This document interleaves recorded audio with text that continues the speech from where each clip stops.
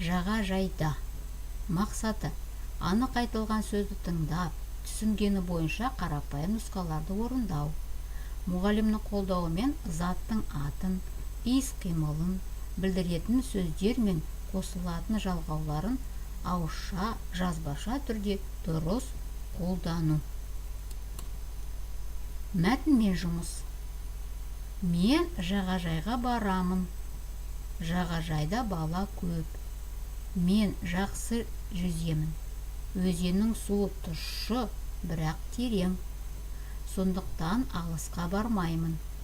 Жағажайда шөлдеймін. Әжем сусын қайнатып береді. Әжемнің сусыны дәмді. Қайталаймыз. Мен жағажайға барамын. Жағажайда бала көп. Мен жақсы жүземін. Өзеннің суы тұщы, бірақ терең. Сондықтан алысқа бармаймын. Жағажайда шөлдеймін. Әжем сусын қайнатып береді. Әжемнің сусыны дәмді. Қарамен жазылған сөздерді оқимыз. Жағажайда, тұщы, терең, сусын. Жағажайда, на пляже. Тұщы, соленая. Терең, глубокая. Сусын, напиток. Ал енді оқып аударамыз. Мен жағажайға барамын. Қалай ойлайсыңдар, қалай аударасыңдар? Дұрыс. Я пойду на пляж.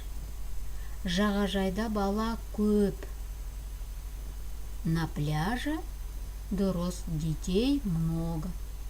Мен жақсы жүземін. Я хорошо плаваю. Өзеннің суы тұщы. Дұрыс. Вода в реке соленая. Бірақ терең. Однако глубокая. Сондықтан алысқа бармаймын. Поэтому я далеко не заплываю. Жағажайда шөлдеймін. На пляже захочу пить. Әжем сусын қайнатып береді. Бабушка приготовила напиток. Әжемнің сусыны дәмді. Бабушкин напиток вкусный. Енді өздерің оқып шығыңдар.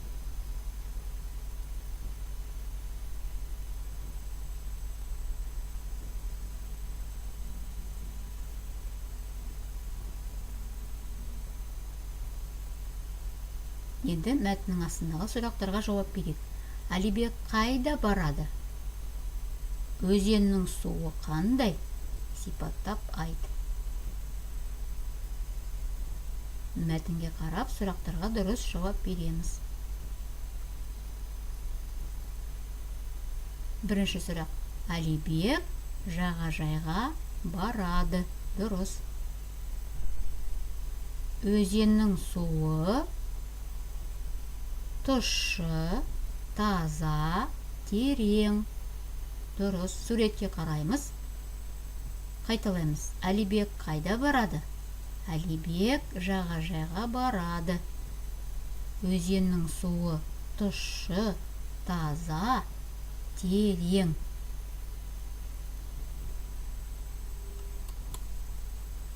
Дұрыс нұсқасын айт. Найди правильные слова.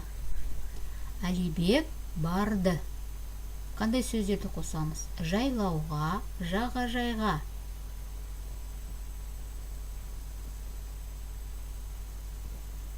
Әлібек жағажайға барды.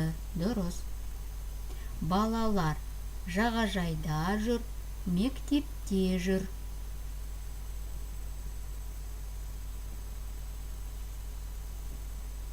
Балалар жағажайда жүр. Ол жақсы жүзеді, жүреді.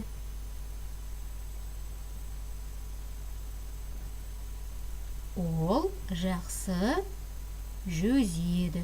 Дұрыс. Өзеннің суы ащы, тұщы. Қандай сөзді қоямыз? Өзеннің суы тұщы. Тамаша балалар. 5. Жағажай терең, көркем. Жағажай көркем. Көркем